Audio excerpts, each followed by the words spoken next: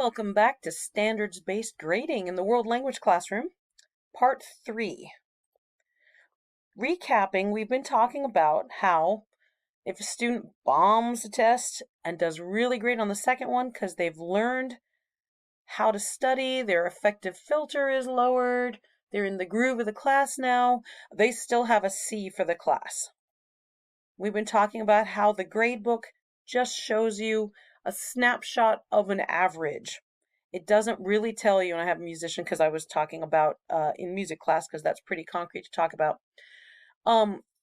It doesn't really tell you how close the student has come to meeting the goal. It doesn't tell you how studious the student is at this point in time. It just gives you an average. I'm Madame Sensei. I teach Spanish, French, Japanese, English language arts, Wanic summer health to high schoolers out here in the beautiful Pacific Northwest. If you're interested in talking about this or anything with me, come join me at the Minecraft Teachers Lounge, Minecraft Education Ambassadors, RockSim, Duolingo Educators Network, Teacher Excellence Lounge, or World Language Teacher Lounge, Quizzes, Game Changers, and AI Certified Teachers. And as soon as the Practical and Comprehensible Facebook group opens for this year, I'll be there too. They always have a new one every year. Or you can reach me at studio-nemo.com, or of course comment here because I love to talk to people. Okay, so as I was putting this together, I was reminded of when Al Franken was grilling Betsy DeVos on this very subject. And Al Franken said, we think of the NCLB tests, and that's the No Child Left Behind tests, as autopsies. Teachers can't use the results to inform their instruction. And you might remember Betsy DeVos had no clue what he was saying. She did not understand the discussion of mastery-based assessment, standards-based grading.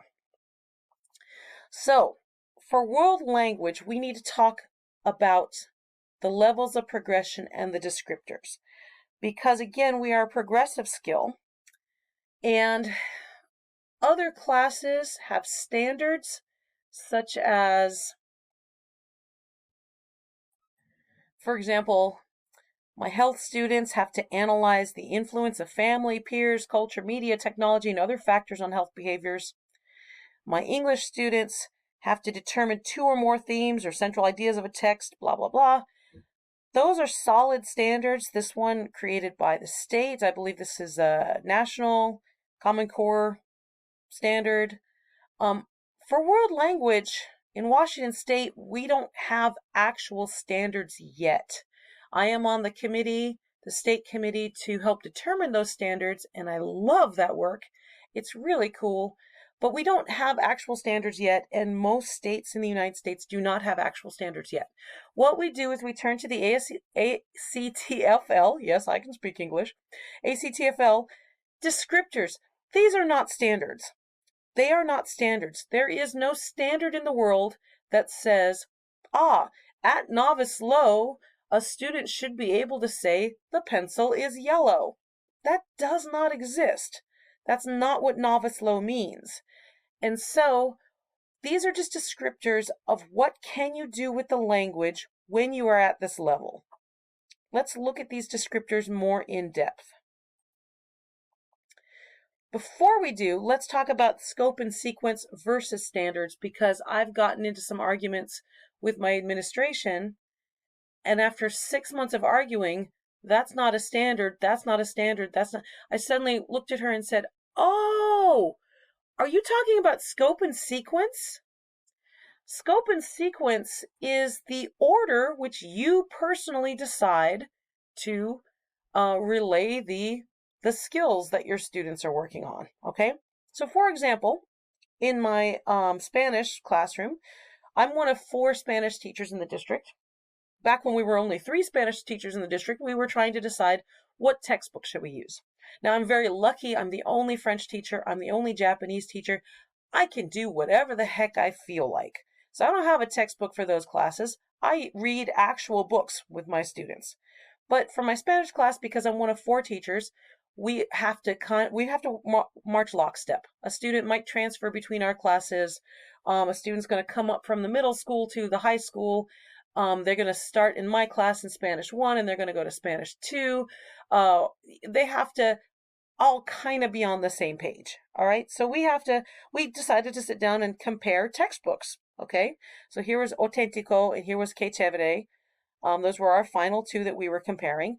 And we were looking at the scope and sequence and saying, at what point is, or what point are adjectives introduced? Okay.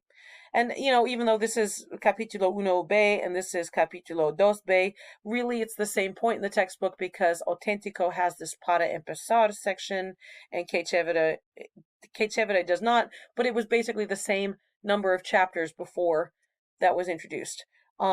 Here, colors.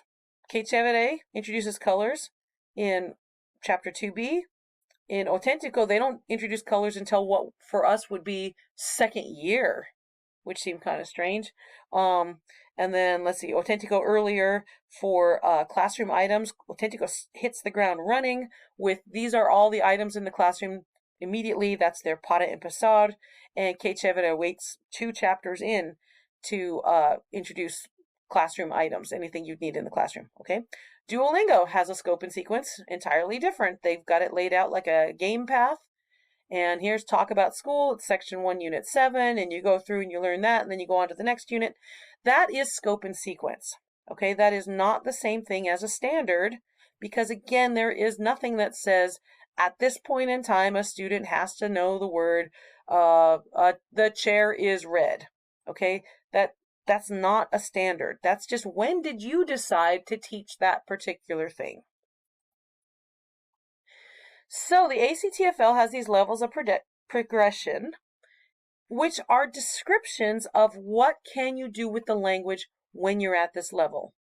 Now let me also say that just because you're in first year French doesn't necessarily mean that you're at novice low. Okay, I aim to get my first year French ending the year at intermediate low. But, I've got some students that's just going to take a little longer for things to click for them. I've got some students with health problems, and so they miss a lot of class, all right? Just because they're at novice high doesn't mean, oh, you're in French 1. They could be at novice high at French 2. Oh my gosh, this year I have a student in French 3 who is at maybe novice mid, okay? Got to work with it with what they can do. All right. So these are just descriptors of what can you do with the language. So let me just kind of walk you through what they are, because I certainly had no clue until I started working with the state on what should our standards be. And so I think it's really good to understand these. Okay. At novice low, you need at least 2 solid words. And I put the word solid in quotes because if the student is misspelling the word, but you can recognize what they meant to say, good, the student is on the track, okay? In some languages, it's very important to spell it right. In Japanese, if you get the kanji wrong, you might get the wrong meaning. In French, spelling is really important because we've got parler, parler, parler, parler, parler. Those are all different words, but they're spelled completely different, but they all sound the same, right? So solid, your mileage may vary on what solid means, but they've got 2 solid words related to the prompt. So maybe your prompt is, what do you eat for breakfast? Okay, so the student has written banana and plate. Okay, they're both related to eating breakfast. All right, they're not connected to each other necessarily because there's no verb connecting them, there's no description connecting them, but they're 2 solid words related to whatever prompt you gave them. There's no grammatical connection between them. Okay, so that's novice low. Okay, for novice mid, you've got at least 2 grammatical connections to a verb. So maybe you've got I eat, and maybe you've got eat banana. Okay, so that'll put you solidly at novice mid. You've got a verb, and you've got the 2 grammatical connections to it. For novice high, now you're putting together simple sentences. Now you've got I eat banana as your subject, verb, object. Okay? Or maybe you have a subject, verb, and a prepositional phrase. I eat banana for breakfast. Maybe you've got a subject, verb, and an adverb. I eat slowly. That puts you at novice high. There's still very choppy sentences. The sentences aren't connected to each other necessarily, but you've got the two connections to one verb. Okay? Intermediate, now you've got your choppy simple sentences, but you've got two verbs. I cook oatmeal. I add banana. Okay? So you've got two different verbs, but you're starting to put them together into more complicated thoughts, let's say. Okay, so that's intermediate low. Intermediate mid, now you've got your dependent clauses, your transition words, okay? So like, sometimes I eat bananas. Sometimes I eat apples. You got your two verb combinations. I'm able to cook oatmeal. I must be hungry. I don't know. I'm always hungry, I guess. So do your dependent clauses. I eat bananas because I like bananas. Your transition words between the sentences and your two verb combinations, that puts you solidly at intermediate mid. And then intermediate high, you've got more complex components and your sentences are starting to be more connected to each other. So you're really relying on those transitions. You're grouping your sentences in a logical order, so that there's a better flow. And then when we get to advanced low, you're putting the sentences in a really logical order. You're forming longer, more developed paragraphs. You're really thinking at the paragraph level at advanced low. Okay. Now, my students rarely get to advanced low. They do. Rarely get to advanced low, get to advanced mid, advanced high. Well, they're probably heritage speakers already when they come to me. So I'm less versed in those distinctions. I'm more likely to mix up when I try to say, oh, are you advanced low or advanced mid? I find it a little more fuzzy there personally, just because I don't have as much experience in deciding where my students go there. Oh my gosh, I just looked down. I'm at 13 minutes. This was going to be a short one. Okay, so in conclusion, wrapping it all up, our grade books are dinosaurs.